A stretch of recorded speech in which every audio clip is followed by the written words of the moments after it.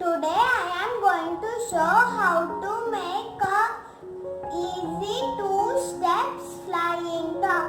For this we need glue, 2 circles, rectangular paper and scale.